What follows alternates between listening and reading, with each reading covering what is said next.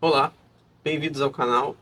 Hoje nós vamos terminar o estudo a respeito das duas casas de Israel. Vai ser o último vídeo e é bom lembrar que para entender esse vídeo precisa ver os outros, né? Então, se alguém caiu de paraquedas aqui nesse, o ideal é ver os outros para depois vir aqui. Então, no último vídeo a gente fechou a linha de raciocínio aqui. A divisão do reino de Israel. Reino do Norte, Reino do Sul. Reino do Norte com Efraim como cabeça e as outras 10 tribos, e o Reino do Sul, Judá e Benjamim. Lembrando daquela promessa feita a Efraim, de ti, né, uma nação e multidão de nações. Tudo isso tem um significado muito importante para o que a gente vai falar agora. Então vamos lá. A destruição do reino de Israel, Reino do Norte. Aqui em 2 Reis, do 1 ao 23. No ano do 10º de Acais, rei de Judá, começou a reinar Oséias, filho de Elá, e reinou sobre Israel em Samaria 9 anos. Fez o que era mal perante o Senhor, contudo, não como os reis de Israel que foram antes dele. Contra ele subiu Salmaneser, rei da Assíria. Oséias ficou sendo servo dele e lhe pagava tributo. Porém, o rei da Assíria achou Oséias em conspiração, porque enviara mensageiros a So, rei do Egito, e não pagava tributo ao rei da Assíria, como dantes fazia de ano em ano. Por isso, o rei da Assíria o encerrou em grilhões, num cárcere, porque o rei da Assíria passou por toda a terra, subiu a Samaria e a sitiou por 3 anos. No ano 9 de Oséias, o rei da Síria tomou a Samaria e transportou a Israel para a Síria, e os fez habitarem lá, junto de Abor, e ao rio Gozã, e nas cidades dos Medos. Tal sucedeu porque os filhos de Israel pecaram contra o Senhor, seu Deus, que os fizera subir da terra do Egito, de debaixo da mão do Faraó, rei do Egito, e temeram a outros deuses. Andaram nos estatutos das nações que o Senhor lançara de diante dos filhos de Israel, e nos costumes estabelecidos pelos reis de Israel. Os filhos de Israel fizeram contra o Senhor, seu Deus, o que não era reto. Edificaram para si altos em todas as suas cidades, desde as atalaias dos vigias até a cidade fortificada. Levantaram para si colunas e postes ídolos em todos os altos outeiros e debaixo de todas as árvores frondosas. Queimaram ali incenso em todos os altos, como as nações que o Senhor expulsara de diante deles. Cometeram ações perversas para provocarem o Senhor a ira e serviram os ídolos dos quais o Senhor lhes tinha dito: não fareis essas coisas. O Senhor advertiu a Israel e a Judá por intermédio de todos os profetas e de todos os videntes, dizendo: voltai-vos dos vossos maus caminhos e guardai os meus mandamentos e os meus estatutos, segundo toda a lei que prescrevi a vossos pais e que vos enviei por intermédio dos meus servos, os profetas. Porém, não deram ouvidos, antes se tornaram obstinados, de dura cerviz como seus pais, que não creram ao Senhor, no Senhor seu Deus. Rejeitaram os estatutos e a aliança que fizera com seus pais, como também as suas advertências com que protestara contra eles. Seguiram os ídolos e se tornaram vãos, e seguiram as nações que estavam em derredor deles, das quais o Senhor lhes havia ordenado que não as imitasse.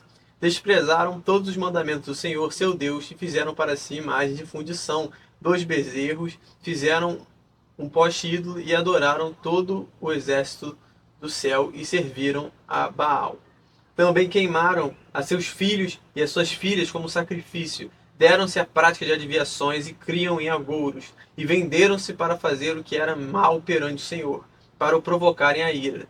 Pelo que o Senhor muito se indignou contra Israel e o afastou da sua presença, e nada mais ficou senão a tribo de Judá. Também Judá não guardou os mandamentos do Senhor seu Deus, antes andaram nos costumes que Israel introduziu. Pelo que o Senhor rejeitou a toda a descendência de Israel, e os afligiu e os entregou nas mãos dos despojadores, até que os expulsou da sua presença. Pois quando ele rasgou a Israel da casa de Davi, e eles fizeram rei a Jeroboão, o filho de Nebate, Jeroboão apartou Israel de seguir o Senhor e o fez cometer grande pecado. Assim andaram os filhos de Israel em todos os pecados que Jeroboão tinha cometido. Nunca se apartaram deles, até que o Senhor afastou a Israel de sua presença, como falara pelo ministério de todos os seus servos, os profetas. Assim foi Israel transportado da sua terra para a Síria, onde permanece até o dia de hoje. Aqui é um relato do que aconteceu com o Reino do Norte. Ele foi espalhado. A gente vai ver porque eu usei esse termo mais pra frente, mas é basicamente isso. Aquele reino deixou de existir, né? Só sobrou Judá. E agora, isso daqui é um trecho do livro do Flávio José. É um historiador, né? E aqueles que tiverem acesso, se quiser checar, eu até coloquei aqui a página, o ano. Foi assim que as 10. Nessa parte do livro, obviamente, ele vai explicar todo o processo que deu antes do reino de Israel ser espalhado, mas ele vai concluir com isso daqui. Foi assim que as 10 tribos que compõem o reino de Israel foram expulsas de seu país, 947 anos depois que seus antepassados o haviam conquistado pelas forças das armas, após a saída do Egito, 800 anos depois da dominação de Josué e 240 anos, 7 meses e 7 dias depois que eles se revoltaram contra Roboão, neto de Davi, para tomar o partido de Jeroboão, seu súdito, reconhecendo-o como rei. Todo aquele processo que a gente falou no último vídeo. Foi assim que aquele povo infeliz foi castigado por desprezar tanto a lei de Deus quanto a voz dos profetas, que tantas vezes haviam predito as desgraças em que eles cairiam se continuassem na impiedade. Ok. A partir daqui a gente já consegue começar a trabalhar com mais profundidade o tema das duas casas de Israel. Mas antes de tudo eu vou ler 2 textos que diz respeito ao plano de Deus para os seres humanos, né? Vamos lá, eu vou ler primeiro e depois eu explico porque eu separei esses textos. Primeiro em Gênesis 2, do 16 ao 17, o Senhor Deus lhe deu esta ordem. É um trecho muito conhecido, Adão e Eva. De toda árvore do jardim comerás livremente, mas não da árvore do conhecimento do bem e do mal. Mas da árvore do conhecimento do bem e do mal não comerás, porque no dia em que dela comeres, certamente morrerás. Acredito que todos conhecem essa história. Eles comeram, né, o fruto e é o que Deus afirmou, que certamente morrerás. E foi o que aconteceu com o gênero humano naquele momento. Agora em Efésios, que é uma passagem que deixa isso claro. Efésios 2, do 1 ao 3. Ele vos deu vida, estando vós mortos nos vossos delitos e pecados, nos quais andastes outrora, segundo o curso deste mundo, segundo o príncipe da potestade do ar, do espírito que agora atua nos filhos da desobediência, entre os quais também todos nós andamos outrora, segundo as inclinações da nossa carne, fazendo a vontade da carne e dos pensamentos. E éramos, por natureza, filhos da ira, como também os demais. Então ele afirma essa natureza pecaminosa do ser humano após, né, esse acontecimento aqui. Quando o ser humano, quando Adão e Eva, né, comeram daquele fruto, morte, certamente morrerás. Então, em razão disto, é necessário, todos precisam do sacrifício de Cristo. Não existe um ser humano que possa se salvar sozinho, justamente por isso. Todos precisam do sacrifício de Cristo. Esse é um conceito que muitos eu acredito que já entendam, mas é necessário para a gente criar essa linha de raciocínio. Então, dito isso, profecias de Oséias. Oséias é um profeta essencial para entender as duas casas de Israel. Aqui eu só vou ler o primeiro capítulo do livro, mas aqueles que tiverem oportunidade, é muito importante ler o livro como um todo, porque ali ele trata com riqueza sobre esse assunto.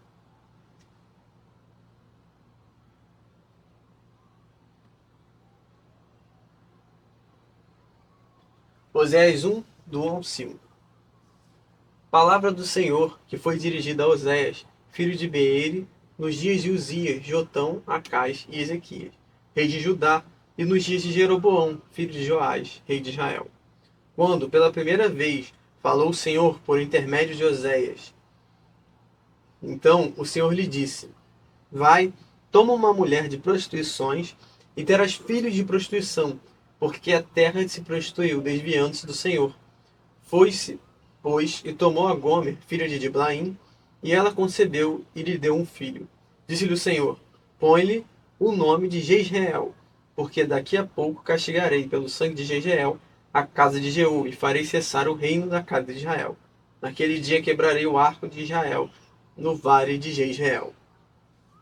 Jezreel significa Deus semeia ou Deus espalha.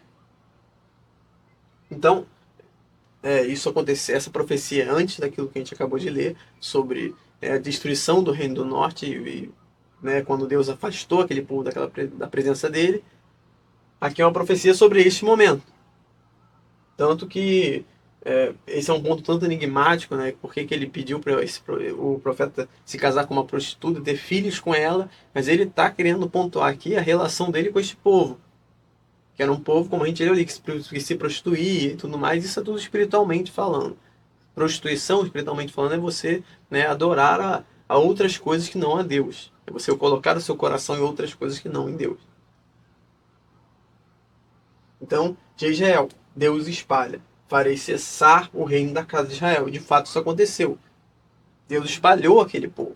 Aquele povo foi espalhado dentre os gentios. Não o meu povo. Continuando.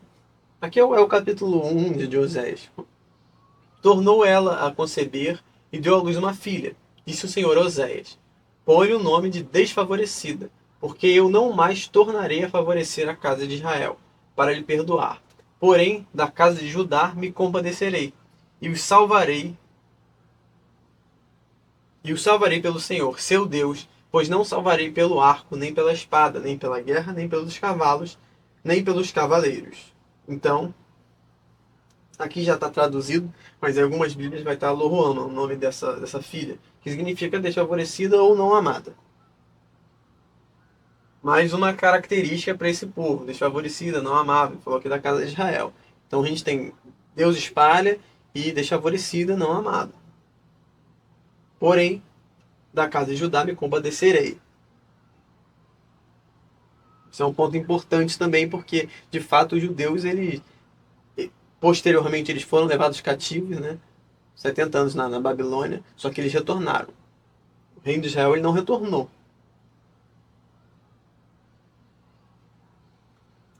Depois de haver desmamado a desfavorecida, outra filha, concebeu e deu à luz um filho. Disse o Senhor a Oséias: Põe-lhe o nome de não meu povo, porque vós não sois meu povo, nem eu serei vosso Deus. Então aqui, mais uma vez está traduzido, nome não meu povo.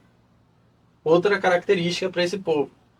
Além agora de Deus espalha, não amado, desfavorecida, não meu povo. Deixou de ser o povo de Deus. Por isso eu comentei gentios. Passou a ser, né, como os demais. Mas sempre em mente que todos precisam, como eu disse, da salvação. Isso não é algo pontual, só para alguns precisam. Não, todos precisam. Oséias 1, do 10 a 11. Todavia, o número dos filhos de Israel será como a areia do mar, que se não pode medir nem contar. E acontecerá que, no lugar onde se lhes dizia, vós não sois meu povo, se lhes dirá, vós sois filhos do Deus vivo. Os filhos de Judá e os filhos de Israel se congregarão e constituirão sobre si uma só cabeça e subirão da terra, porque grande será o dia de Jezreel. Mais um enigma, digamos assim, né? Ele faz todas aquelas promessas. Ele fala coisas ruins, né? Em relação àquele povo. Deus dispara, desfavorecido, não amada, não meu povo. E no fim, essa promessa de que ele reuniria eles novamente e eles constituiriam sobre si uma só cabeça. E aqui ele fala, como a areia do mar. Aí a gente tem que lembrar, pó da terra, toda aquela promessa feita. E lembrar também de Efraim, de ti sairá uma nação e multidão de nações. Então aqui a gente vai começando a entender o que Deus está falando. O número dos filhos de Israel será como a areia do mar. Eles foram espalhados dentre os gentios.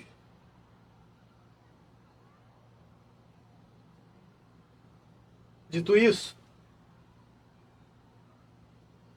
resta essa questão, entender isso, que é essencial para entender as duas casas de Israel, essa promessa que ele fez de que ele reuniria esse povo novamente.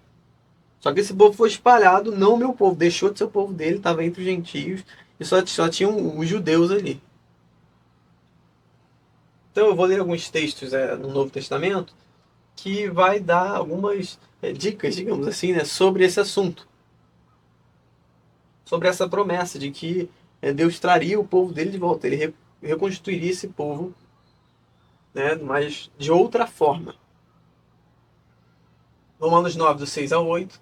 E não pensemos que a palavra de Deus haja falhado, porque nem todos os de Israel são de fato israelitas, nem por serem descendentes de Abraão são todos seus filhos.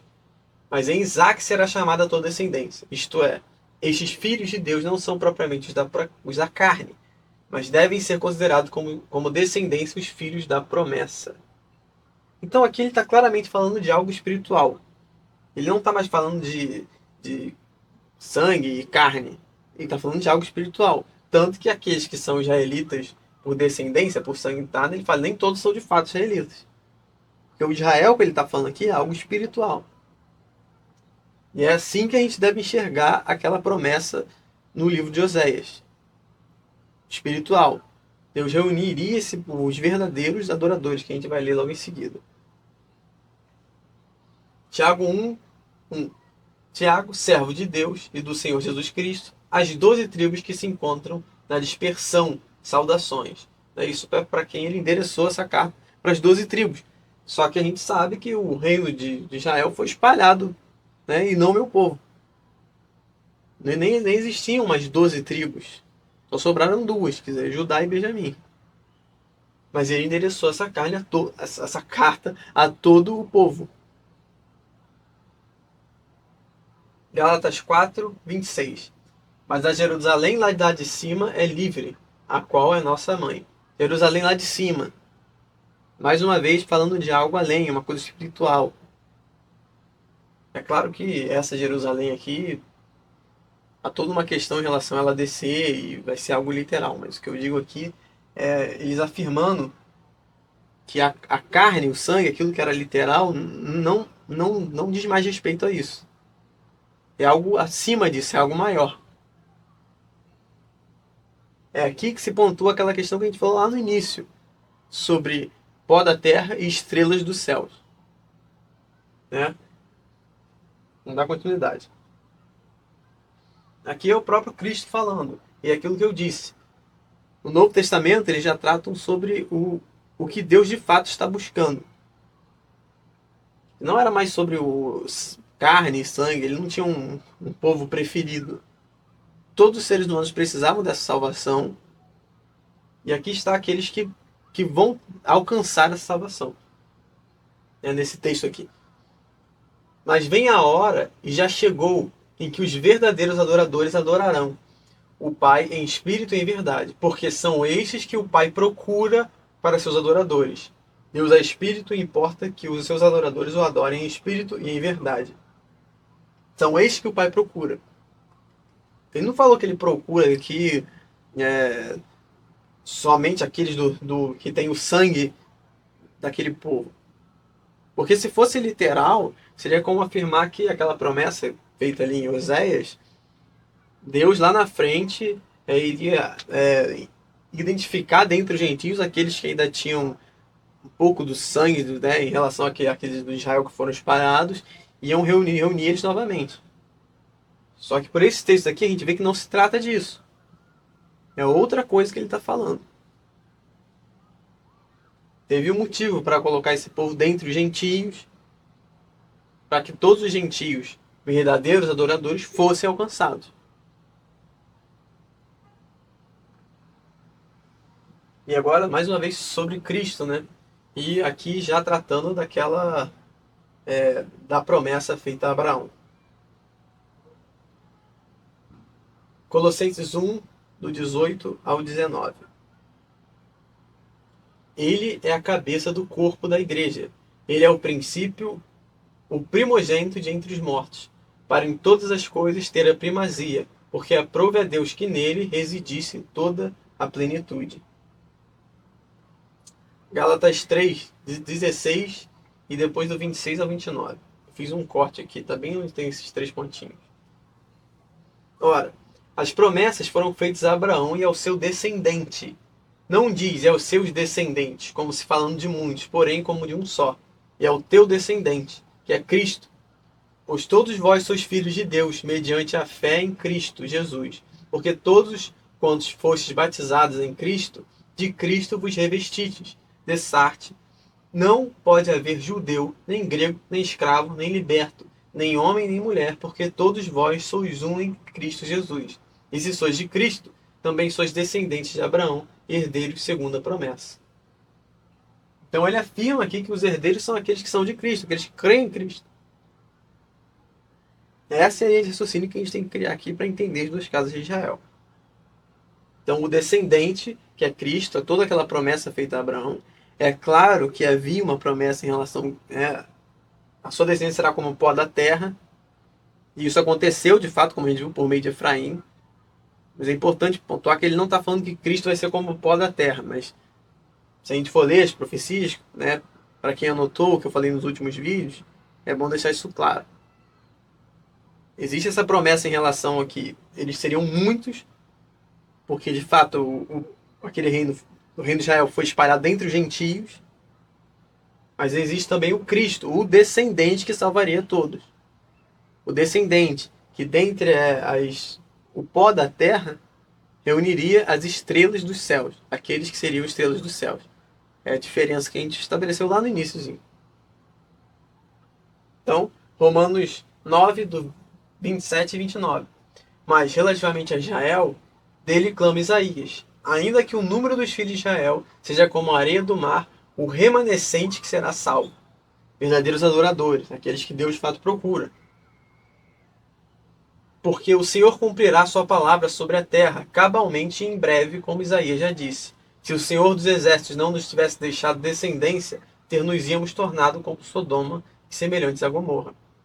A descendência, Cristo. Cristo vai reunir dentre o pó da terra as estrelas do céu.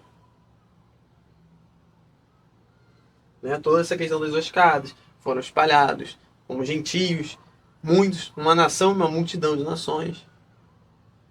E de todos esses povos sairão, as estrelas do céu, aqueles que creem em Cristo, aqueles que vão alcançar, a misericórdia. E agora eu vou ler dois na verdade vão ser 4, mas nesses 2 slides eu vou tratar tanto dessa salvação em relação aos judeus e em relação aos gentios. João 8, 32 e 34. Isso aqui é um trecho de Cristo falando com os judeus. E conhecereis a verdade vos libertará. Responderam-lhe, no caso os judeus respondendo a Cristo: somos descendência de Abraão, e jamais fomos escravos de alguém. Como dizes tu, seres livres? Replicou-lhe Jesus: em verdade vos digo, todo o que comete pecado é escravo do pecado. Pontuando aqui aquilo que eu disse no início desse vídeo, que todos precisam da salvação. Ele afirmou inclusive isso para os judeus, que tinham, claro, a lei com eles, mas depois de Cristo, aquela lei cessa. Eles precisam crer para ser salvos. 2 Coríntios 3, do 15 ao 17. Mas até hoje, quando é lido Moisés, o véu está posto sobre o coração deles. Quando, porém, algum deles se converte ao Senhor, o véu lhe é retirado. Ora, o Senhor é o Espírito, e onde está o Espírito do Senhor, aí a liberdade. Conhecereis a verdade, e a verdade vos libertará. Então aqui ele está falando dos judeus também. Desse véu que está sobre eles, mas quando algum deles se converte ao Senhor, o véu lhe é retirado. E eles alcançam aquela liberdade, ou seja, eles são reunidos, nesse povo e constituindo um só cabeça, que é Cristo, como a gente leu no texto anterior. Agora, em relação aos gentios, 1 Pedro 1, do 1 ao 2. Pedro, apóstolo de Jesus Cristo, esse é o endereçamento da carta, aos eleitos que são forasteiros da dispersão no Ponto, Galácia, Capadócia, Ásia e Bitínia, eleitos segundo a presciência de Deus, Pai, em santificação do Espírito, para a obediência e a aspersão do sangue de Jesus Cristo. Graça e paz vos sejam multiplicadas. Então, a carta endereçada a gentios, né? Presume-se por esse texto aqui. Forasteiros da dispersão. Aí lembra daquele texto lá em Tiago, né? As 12 tribos, né? Da dispersão, tudo isso a gente vai linkando. 1 Pedro ainda, do 2, do 1 ao 5 e depois do 9 ao 10. Né? O corte está aqui nesses 3 pontinhos. Despojando-vos, portanto, de toda maldade e dolo, de hipocrisias e invejas, e de toda sorte de maledicências, desejai ardentemente, como crianças recém-nascidas, o genuíno leite espiritual, para que por ele vos seja dado crescimento para a salvação, se é que já tendes a experiência de que o Senhor é bondoso. Chegando-vos para ele, a pedra que vive, rejeitada, sim, pelos homens, mas para com Deus eleita e preciosa. Também vós mesmos, como pedras que vivem, sois edificados casa espiritual para ser de sacerdócio santo, a fim de oferecer de sacrifícios espirituais agradáveis a Deus por intermédio de Jesus Cristo. Vós, porém, sois raça eleita, sacerdócio real, nação santa, povo de propriedade exclusiva de Deus, a fim de proclamardes as virtudes daquele que vos chamou das trevas para a sua maravilhosa luz. Vós, sim, que antes não erais povo, mas agora sois povo de Deus, que não tinhais alcançado misericórdia, mas agora alcançastes misericórdia. Não erais povo, mas agora sois povo. A mesma coisa que ele afirma lá. Não meu povo. Deixaram de ser povo, mas serão, né, novamente reunidos para serem povo, por meio de Cristo. Isso aqui é sobre os gentios. Eles creem em Cristo e eles são reunidos novamente. A mesma coisa para os judeus, creem em Cristo, serão reunidos também, para fazer parte desse corpo que é a igreja e no fim, né, herdar de fato a promessa. E agora Jeremias 31, do 31 ao 33. Eis aí vem dias, diz o Senhor, em que firmarei nova aliança com a casa de Israel e com a casa de Judá, não conforme a aliança que fiz com seus pais no dia em que os tomei pela mão, para os tirar da terra do Egito, porquanto eles anularam a minha aliança, não obstante eu os haver desposado, diz o Senhor. Porque esta é a aliança que firmarei com a casa de Israel depois daqueles dias, diz o Senhor. Na mente lhes imprimirei as minhas leis, também no coração lhes escreverei. Eu serei o seu Deus e eles serão o meu povo. Então tudo isso, promessas, né, relacionadas a essa aliança, essa nova aliança, que diz respeito a algo espiritual, os verdadeiros adoradores. Primeiro, Deus espalhou esse povo, para que todos tivessem acesso, todos conseguissem alcançar essa misericórdia, e aí, por meio de Cristo, eles serão reunidos, né, e constituirão um só cabeça, que é o Cristo, o descendente, que dentre o pó da terra vai reunir estrelas do céu. Então, eu vou fechar o estudo por aqui. Tem muitos outros detalhes para tratar sobre esse assunto, mas a ideia é trazer outros vídeos e enriquecendo esse estudo, por meio desses outros vídeos, porque tem outras passagens que eu acredito que o ideal seja falar uma coisa de cada vez para ficar mais claro. Então é isso. Até o próximo estudo. Até mais.